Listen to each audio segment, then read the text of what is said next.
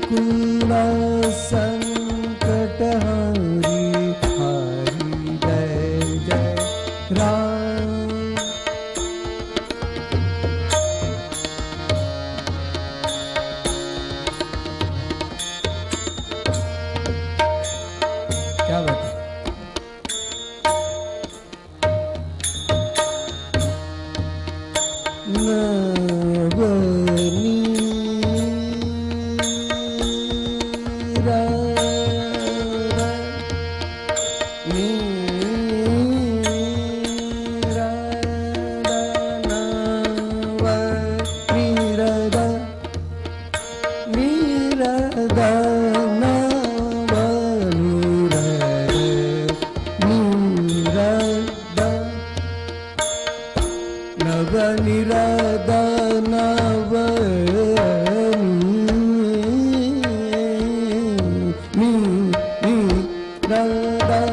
निरद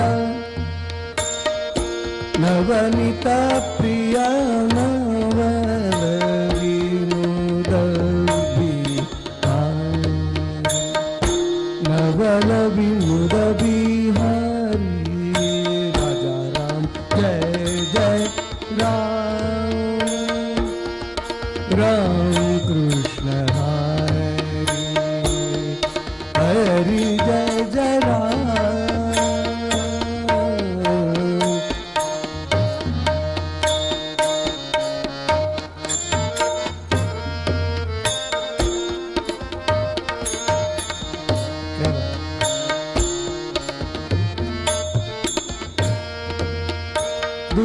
दुर्वासोनुत दुःख विमोचन दुर्जन संगम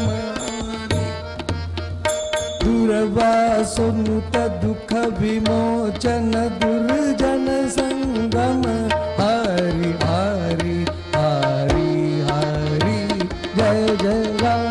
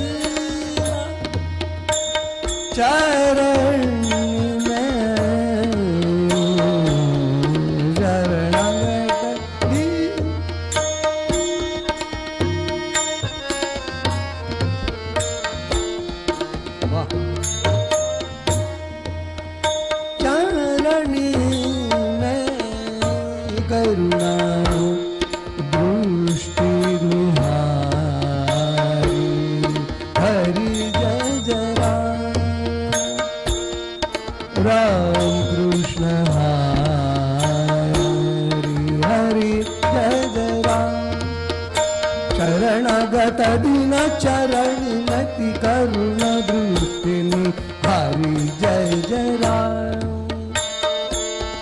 हरि जय जय राम हरि जय जय राम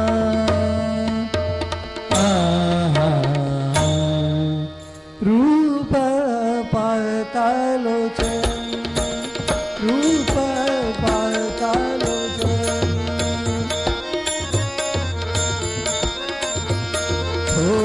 रूप पातालोचन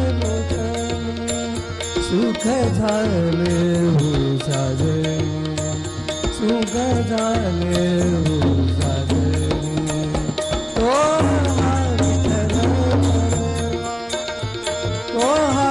विठ्ठल बरवा बरवा तो विठ्ठल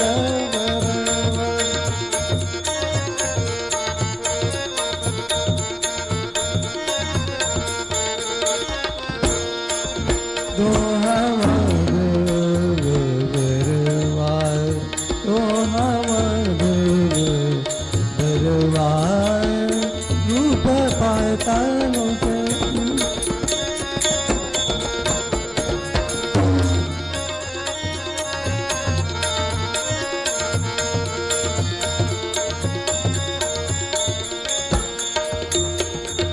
बहुत सुकृताची जोडी बहुत सुकृताची जोडी म्हणून विठ्ठली आवडी म्हणून विठ्ठली आवडी सर्व सुखाचे आगर सर्व सुखाचे आगर बाप रखुमादेवीवर बाप रखुमादेवीवर देवीवर तो हा विठ्ठल तो हा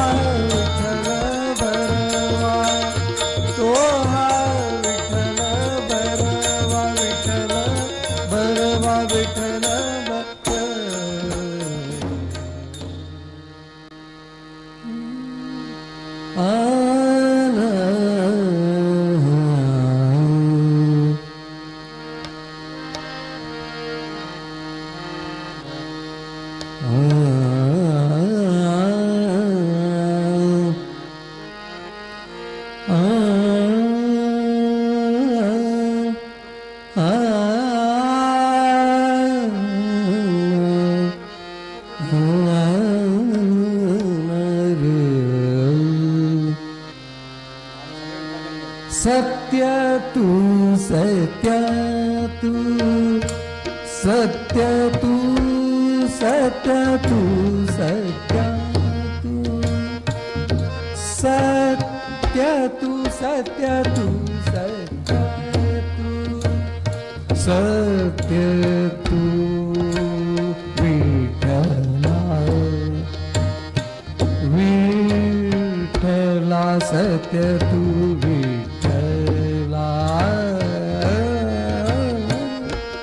सत्य तू सत्य तू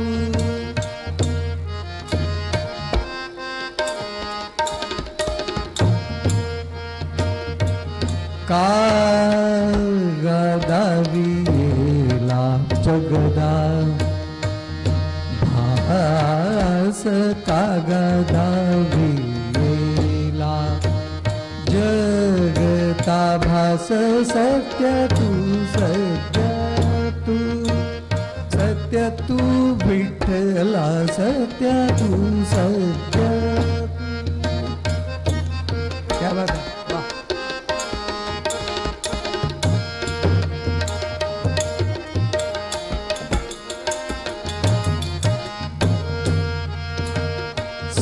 सांभाळी सांभाळी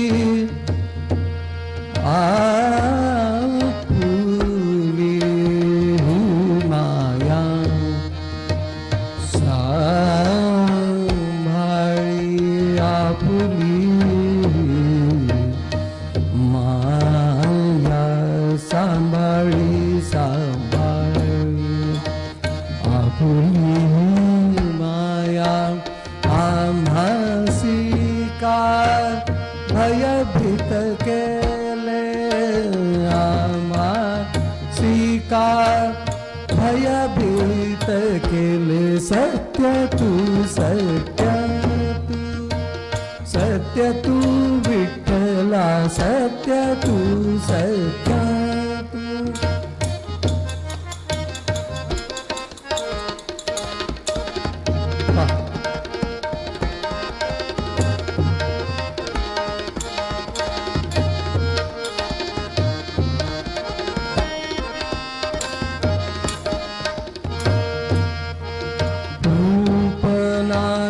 प्यासी ठेवियले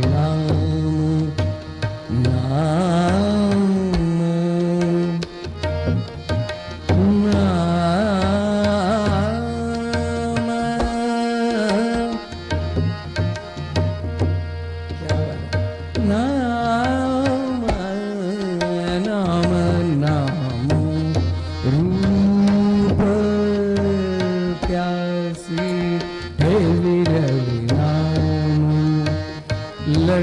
लटकाची भ्रम वाढविला वाढविला लटकाची भ्रम वाढविला वाढविला सत्य तू सत्य सत्य तू विठ्ठला सत्य तू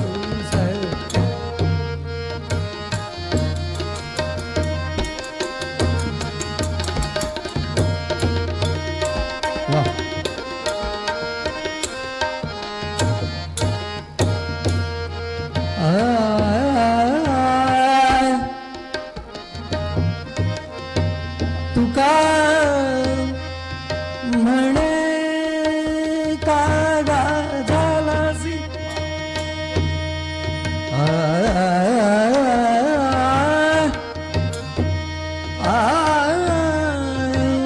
तुका म्हणे कागा झालासी निष्ठुर तुका म्हणे कागा झालासी निष्ठुर होतासी चतुर निर्विकार होता होतासी चतुर निर्विकार सत्य तू सत्य तू विठ्ठला सत्य तू सत्य तू सत्य तू सत्य तू सत्य तू सत्य तू सत्य तू सत्य तू सत्य सत्य तू सत्य तू सत्य तू विठ्ठला कागा दाविला जगदाभास सांभाळी सांभाळी आपुली ही माया आम्हासी का भय भीत केले रूप नाही त्यासी ठेवियले नाम लटकाची भ्रम वाढविला तुका म्हणे कागा झालासी चतुर होतासी निष्ठुर निर्विकार सत्य तू सत्य तू सत्य तू विठ्ठला कागा दाविला जगदाकार पंढरीनाथ महाराज की जय। संत श्रेष्ठ जगद्गुरु तुकाराम महाराजांचा अभंग।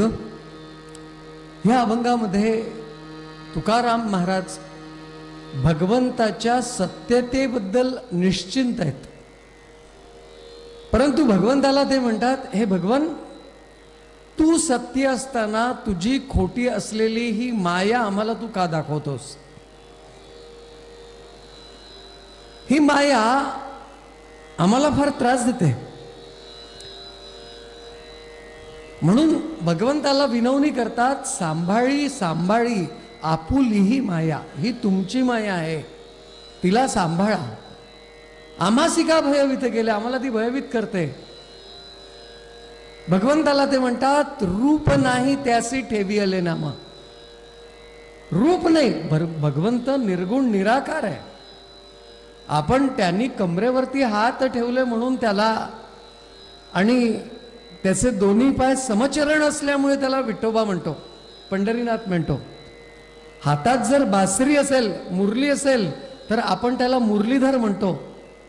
त्याच्या हातामध्ये जर रवी असेल तर त्याला आपण रवीधर म्हणतो। किती भगवंताचे नाव आहे हेच सांगत बसलो तो पूर्वरंग आटोपून जाईल। म्हणून रूप नाही त्यासी ठेवियले म्हणा आम्हा, आणि हा लटकाची भ्रम वाढविला। आणि तुकाराम महाराज शेवटी म्हणतात, तुका म्हणे कागा झालासी चतुर, तू इतका चतुर आहे, होतासी निष्ठुर निर्विकार, परंतु एक काम कर, तुझ्या सत्यतेबद्दल आमच्या मनामध्ये दुमत नाही, परंतु ही तुझी जी माया आहे ती माया सांभाळ। सांभाळी सांभाळी आपुली ही माया। भगवंताला तुकाराम महाराज असं वर्णन करतात। असा एकंदरीत ह्या अभंगाचा आशय झाला। मग आजचा शुक्रवार आहे म्हणून हा विषय मायेच्या संबंधित निवड त्याची केलेली आहे। भगवंत अर्जुनाला सांगतात, दैवी हेषा गुणमयी मम माया दुरत्यया माम एव ये प्रपद्यन्ते मायामेतांतरन्ति ते। गोपाल कृष्ण महाराज की जय। इथे तुकाराम महाराज म्हणतात, सांभाळी सांभाळी आपुली माया, आणि भगवंत म्हणतात, हो हो ती माझी माया आहे। दैवी हेषा गुणमयी मम माया, ही माझी माया। काय साम्य आहे। आणि अशा प्रकारे इथे चिंतन सांगितलेलं आहे। आपण जर बघतो संसारामध्ये सुख दुःख आपल्याला दिसत नाही। विज्ञानाने इतकी प्रगती केली, पूर्वीच्या काळी फक्त एक्सरे होता, नंतर स्कॅन आला, आता म्हणाले MRI वगैरे सगळं आला, त्याच्याही पलीकडे परत काहीतरी येईल। परंतु मन, सुख दुःख ह्या गोष्टी कुठे आपल्याला अशा त्याचं मोजमाप करता येतं का?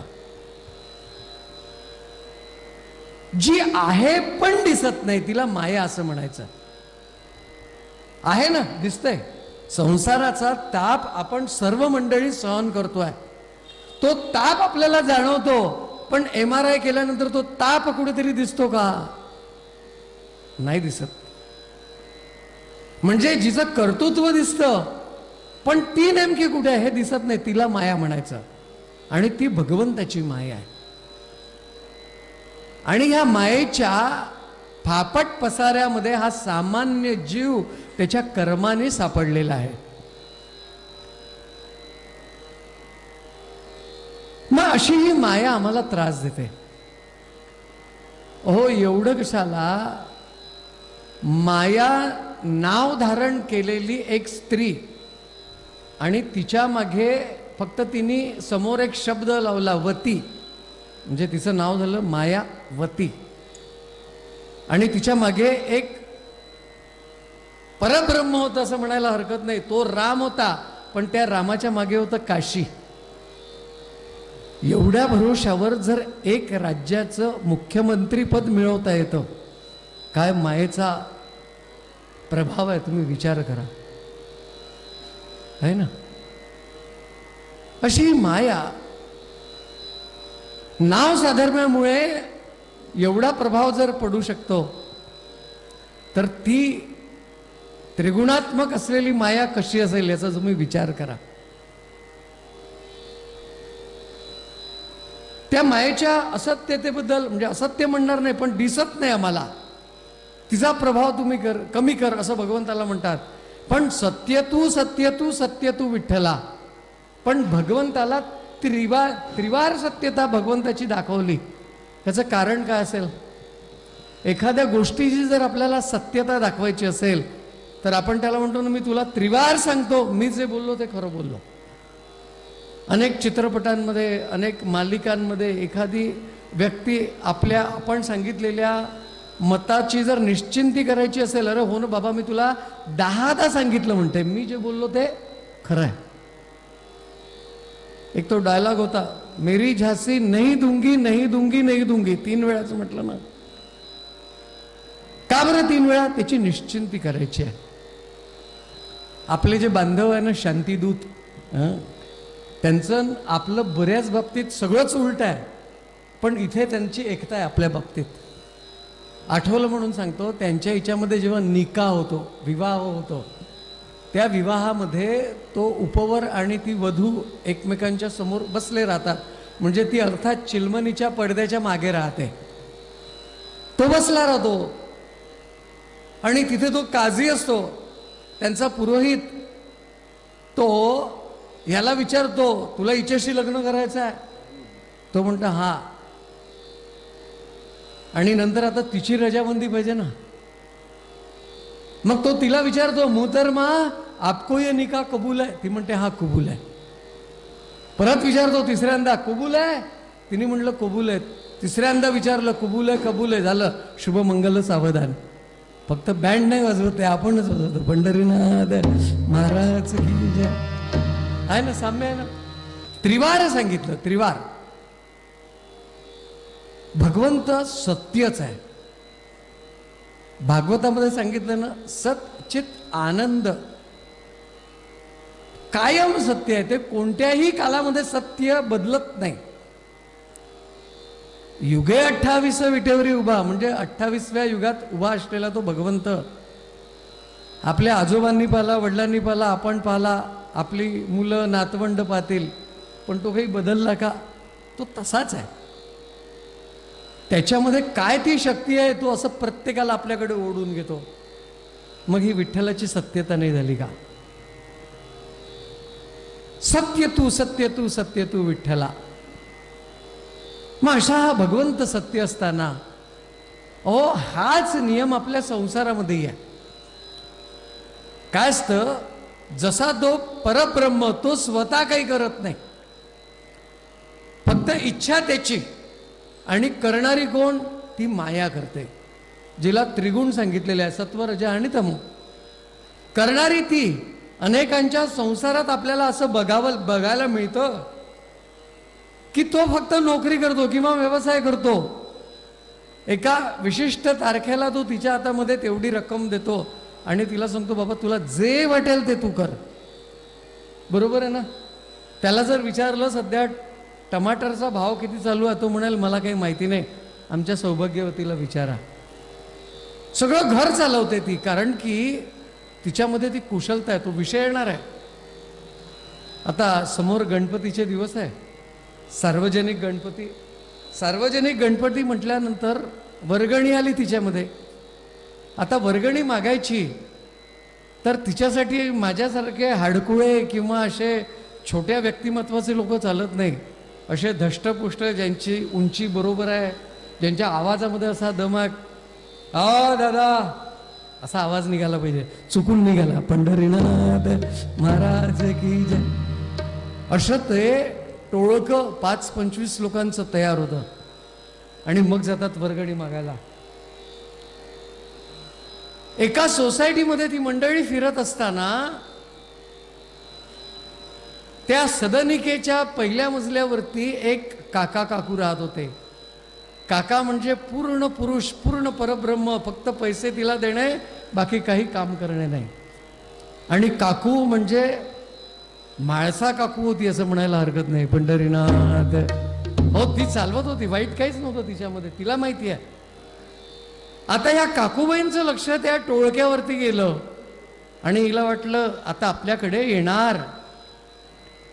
आणि ही मुलं दांडगी आपल्याजवळ इतका पैसा घेतात, कुठं वापरतात काय माहिती. सगळेच वर्गणी घेणारे त्याला सन्मार्गी लावतात असं सांगता यायचं नाही. हिच्या मनामध्ये शंका होती.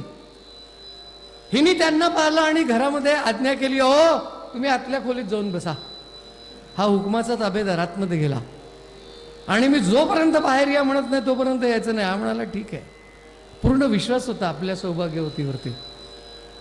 आणि दरवाजावरची बेल वाजली. हिने दरवाजा उघडला. काय रे पोरांनो, म्हणजे त्यांचा आवाज येऊच दिला नाही. पहिले आपलाच. काही नाही काकू, काका कुठे आहे? म्हणाले काकाचं काय करायचं, मी आहे ना एवढी मोठी, माझ्याशी बोला.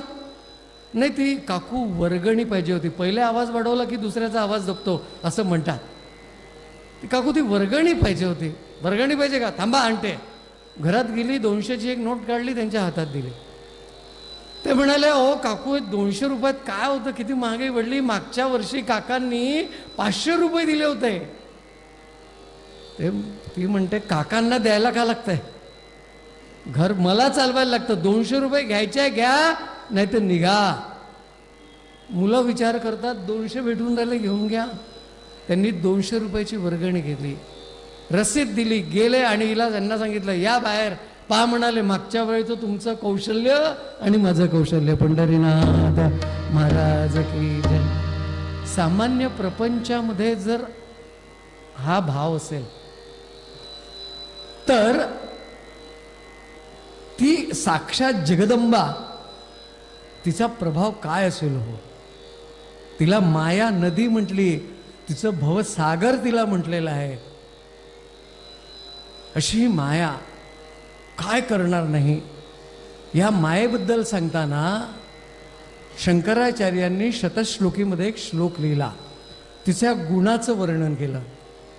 काय वर्णन करतात ते, चत्वारोस्या कपर्दा युवतिरथ भवे नूतना नित्यमेषा माया वा पैशला स्यात् घटन घटना पाटवं याति अस्मात् स्यादारंभे घृतास्या श्रुतिववयुना नैव माच्छादयन्ति तस्यामेतो सुपर्णा विवपर पुरुषो तिष्ठतोर्थ प्रतीत्या भगवती जगदंबा माता की जय.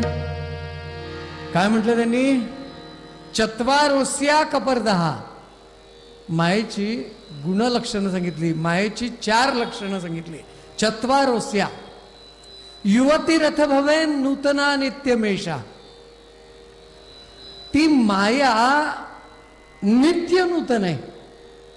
नित्य नूतन आहे म्हणजे तिला म्हातारपण कधी येत नाही. कोणत्याही काळामध्ये, कोणत्याही युगामध्ये ती म्हातारी होत नाही. म्हणून आमच्या गावामध्ये 80 वर्षाच्या आजीचं एक केस सुद्धा पांढरं होत नाही. पंढरीनाथ महाराज की जय. आपण जर सत्ययुगाचा विचार केला, सरस्वती, त्रेतायुगाचा विचार केला तर भगवती सीतामाई होती, द्वापार युगाचा विचार केला तर द्रौपदी होती, आणि कलियुगात बोलायलाच नको.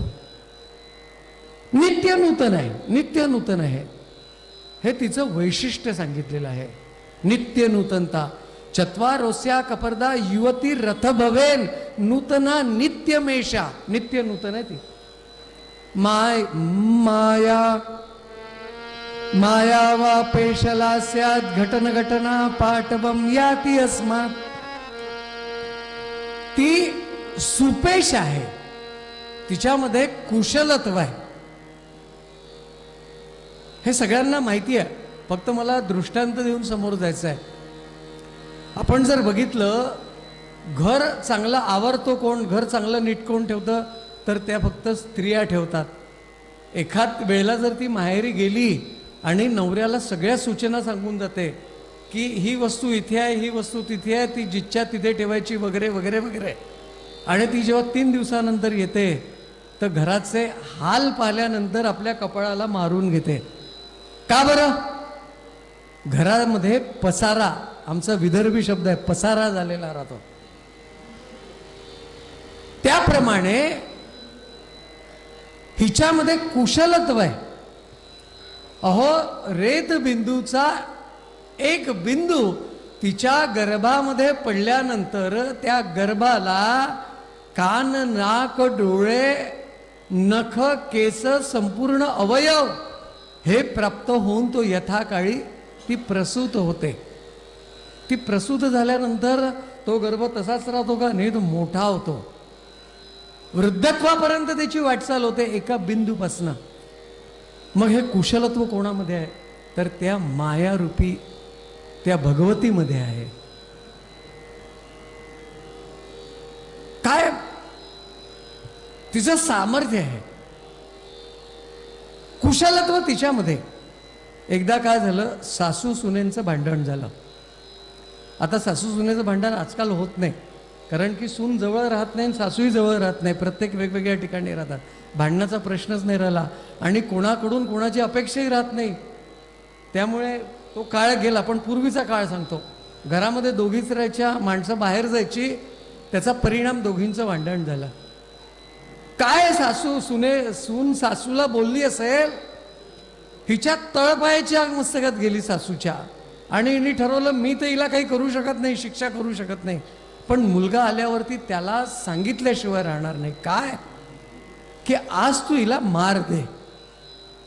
पूर्वी काळी होतं तसं. आणि ती वाटच पाहत होती, नुसतीच वाट नव्हती पाहत, तिने जवळ एक दांडू पण ठेवला होता. म्हणाले वेळेवर जर त्याला दिसला नाही तर, म्हणून तो दांडू ठेवला. तो आल्याबरोबर सांगितलं, बाळा पहिले इकडे ये. हा म्हणाला, आई हातपाय धुवून येतो, नमस्कार करतो. आज नमस्काराची आवश्यकता नाही, मी काय सांगते ते ऐक. म्हणाले, तुझी बायको मला आज असं काही बोलली की मी सहन करू शकत नाही. फक्त माझ्या जीवाला तेव्हाच शांती मिळेल तू तिला मारल्यानंतर. हा म्हणाला, मारायला काही हरकत नाही, मी तुझ्यासाठी तिला मारील, पण माझी अर्धांगिनी आहे. पूर्वीचा काळ होता, आज त्याचा संदर्भ लावू नका, मी दृष्टांत देतोय. मी तिला मारेल, पण ती किती चांगली वागते, माझ्याशी वागते, तुझ्याशी वागते, पण आज असं काय झालं? ती म्हणाली, मी काही सांगत नाही, तू मार म्हणजे मार, मला काही ऐकायचं नाही तुझं. हा म्हणाला, असं का? तुझी इच्छा पूर्ण करतो. माणसाला कसं वागावं ह्या दृष्टांतातून कळेल. हा म्हणाला, तुझी इच्छा आहे ना, मला सगळं चालेल, कशाने मारू? हा घे म्हणाले दांडू. त्याने तो दांडू घेतला आणि घरामध्ये जाताना आपटतच घेऊन गेला. म्हणजे किती त्याला राग आला आहे असं. आत गेला, भिंतीवरती दांडू आपटला, दरवाजा लावला, बायकोला शरण गेला. म्हणाले, बाई मी मारल्यासारखं करतो, तू रडल्यासारखं कर. पंढरीनाथ महाराज की जय. म्हणाले, जेवढं ओरडता येईल तेवढं ओरड, मी जमिनीवरती मारतोय. माझ्या आईचं चित्त शांत झालं पाहिजे. आणि महाराज असा तो मारण्याचा खेळ रंगला आणि मारून मारून मारून मारून जसं हिला वाटलं की आता जीव घेते की का, म्हणून हिने आवाज दिला, बाळा इकडे ये. काय म्हणाले, आई अजून जीव नाही गेला, मला मारू दे. म्हणाले जाऊ दे, मारू नको. नाही, मला आता तिला मारायचं आहे. तिने त्याला बोलावलं. म्हणाले जसं तुला वाटतं ना तिला मारू की नाही मारू जीवानी, तसं मलाही वाटतं. का बरं रे?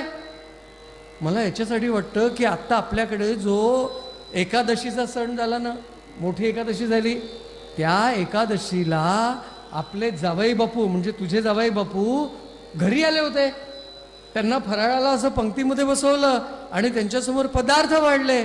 पदार्थ वाढल्यानंतर त्यांनी हिला म्हटलं, काय म्हटलं की मला आज उपवास आहे, मला हे खाण्यापिण्याचे पदार्थ नको.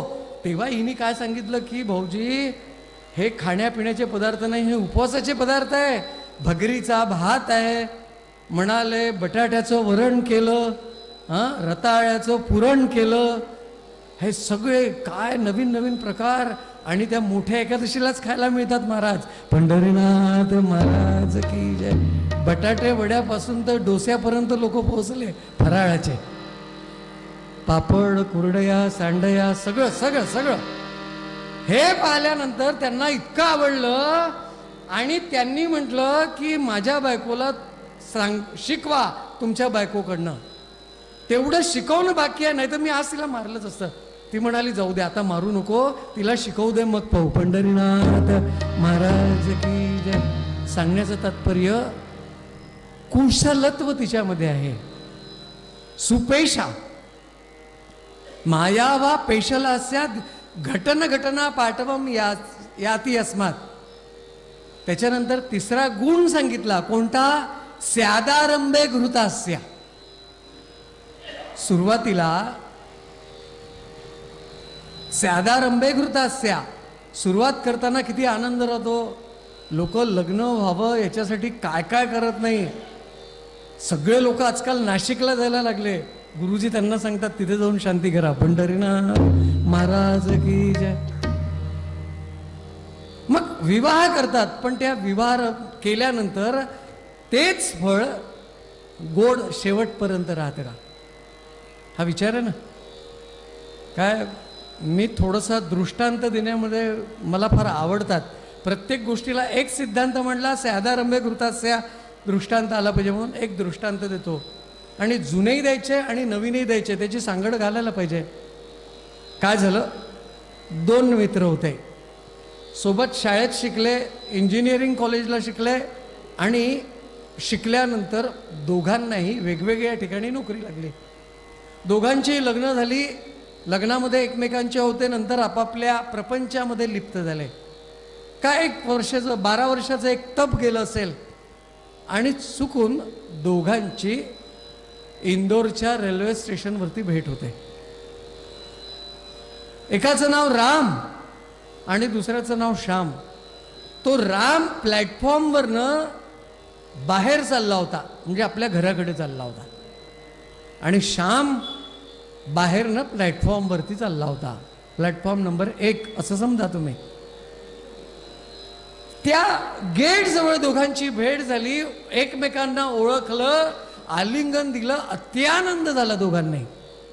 अरे राम श्याम, आपण किती वर्षांनी भेटतो आहे, अरे कुठे होतास, निदान फोन करायचा, पत्र तरी पाठवायचं, वगैरे वगैरे वगैरे वगैरे झालं. आणि जो बाहेर निघत होता ना राम, काय खुशीत होता महाराज तुम्हाला सांगतो. तो म्हणाला, श्याम इतके दिवसांनी दिसला ना, चल बाजूला एक रेस्टॉरंट आहे, तिथे छानपैकी नाश्ता करू आणि चहा पिऊ, जुने दिवस आठवू, गप्पा करू. ही दोघंही मंडळी त्या रेस्टॉरंटमध्ये गेली. नाश्ता झाला, चहा झाला, हे सगळं झाल्यानंतर हा इतका बोलत होता, राम वा वा वा वा वा वा. 10-15 मिनिटं झाली. मग त्याच्या लक्षात आलं, मगापासून मीच बडबड करतो, हा श्याम एक शब्द बोलत नाही. आणि असं म्हटल्यानंतर रामांनी विचारलं, म्हणाले श्याम तू का बरं बोलत नाही आहे? हा म्हणाला, तू काही मला बोलू देशील तेव्हा ना.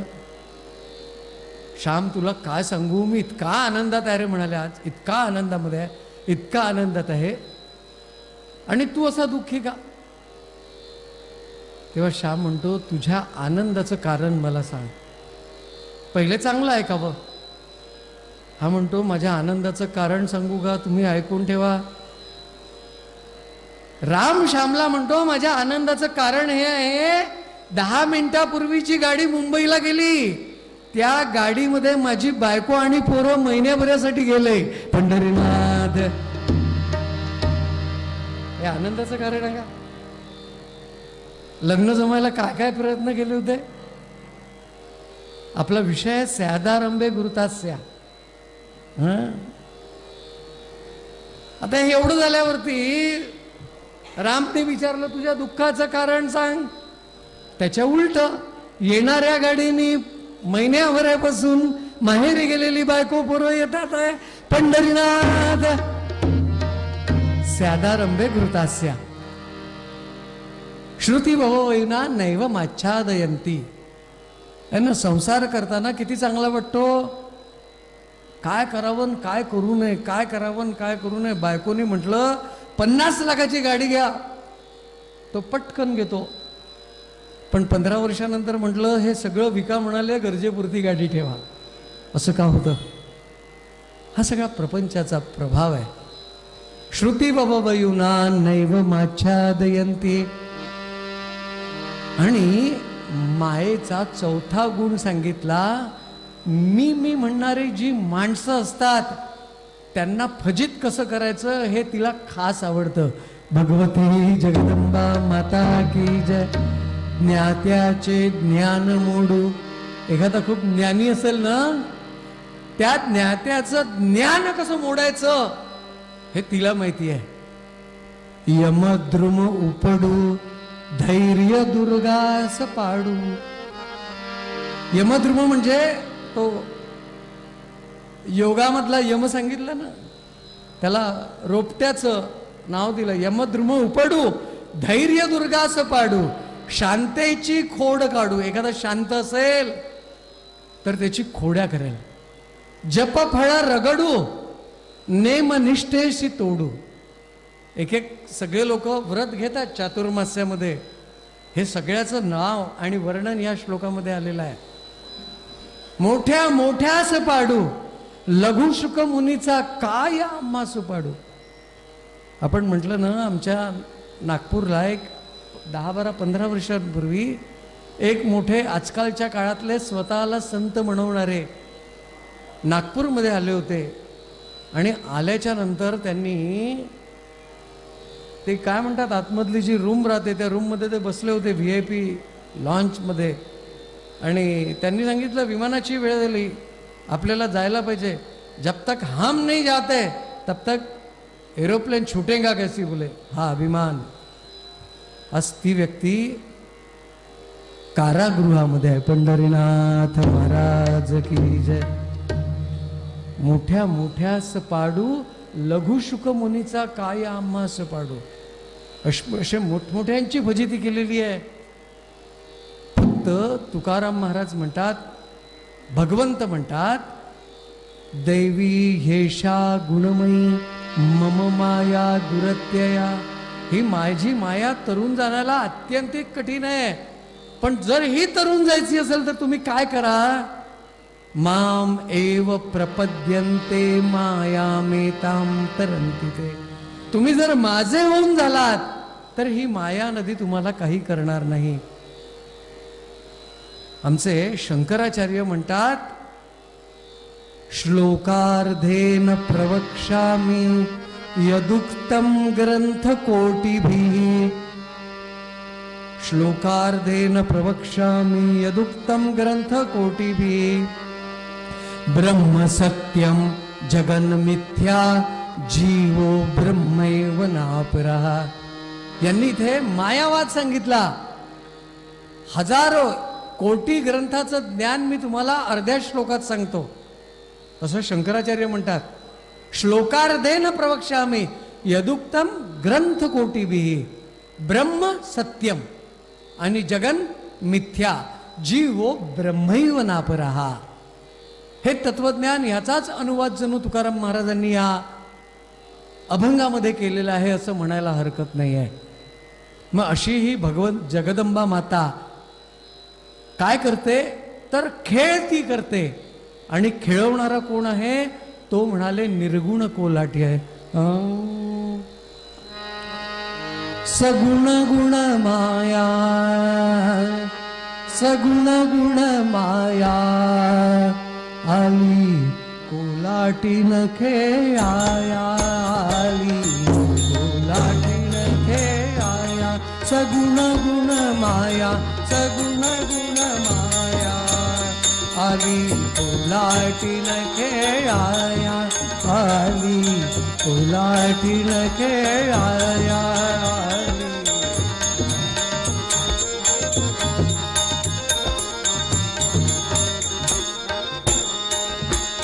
प्रपंचाचा रोविला वेळू, प्रपंचाचा रोविला वेळू, महाशून्यात मांडियेला खेळू, महाशून्यात मांडियेला खेळू, ब्रह्मा विष्णू तियेचे बाळू, ब्रह्मा विष्णू तियेचे बाळू, चला पाण्याला आली कोलाटीन खेळाया, आली कोलाटीन खेळाया.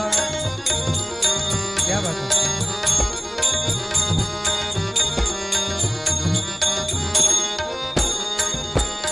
खेळतो निर्गुण कोलाटी, खेळतो निर्गुण कोलाटी, सोहम शब्दे ढोलके पिटी, सोहम शब्दे ढोलके पिटी, लावनिया चैतन्याची दृष्टी, लावनिया चैतन्याची दृष्टी, चला पाण्याला आली कोलाटीन खेळाया, आली कोलाटीन खेळाया, आली कोलाटीन खेळाया, सगुण गुण माया, सगुण गुण माया, आली कोलाटीन खेळाया, आली कोलाटीन खेळाया, आली कोलाटीन खेळ. भगवती जगदंबा माता की जय. नाथ महाराज वर्णन करतात, सगुण गुण माया, सगुण म्हणजे गुणासहित, आली कोलाटीनं खेळाया. पूर्वीच्या काळी ते डोंबारी लोक यायचे, आताही येत असतील इथे, माहिती नाही मला, पण तो कोलाटाचा जो खेळ आहे तो भगवंतांनी इथे केलेला आहे. खेळ तो निर्गुण कोलाठी, तो निर्गुण निराकार असलेला जो भगवंत आहे तो हा खेळ करतोय. आणि कसा खेळ करतो, त्याच्या हातामध्ये एक ढोलक आहे, सोहम शब्दे ढोलके पिटी. आपण तिच्यामध्ये पाहतो ना, तो एक डम डम डम डम डम डम डम डम वाजवणारा राहतो. सोहम शब्दे ढोलके पिटी, लावून या चैतन्याची दृष्टी, तिच्यामध्ये त्यांनी चैतन्याला अंतर्भूत केलं. म्हणून चैतन्य तोपर्यंत ठीक आहे, तोपर्यंत शंकरराव, आणि चैतन्य गेलं तर शंकररावांचा देह. पंढरीनाथ महाराज की जय. ते चैतन्य लावून या चैतन्याची दृष्टी, चला पाहण्याला. प्रपंचाचा रोवियाला वेळू, हा प्रपंच आहे, त्या प्रपंचाचा वेळू रोला महाशून्यात मांडियेला खेळू. आणि ब्रह्मांडामध्ये हा खेळ चालू आहे, ब्रह्मा विष्णू तियेचे बाळू, असा हा खेळ त्या भगवंताचा आणि मायेचा चालू आहे. आणि त्या प्रपंचामध्ये आपल्याला जो त्रास होतो, तो त्रास होऊ नये म्हणून तुकाराम महाराज पूर्वपदामध्ये भगवंताला विनंती करतात. सत्य तू सत्य तू सत्य तू विठ्ठला, सत्य तू सत्य तू सत्य तू विठ्ठला, सत्य तू सत्य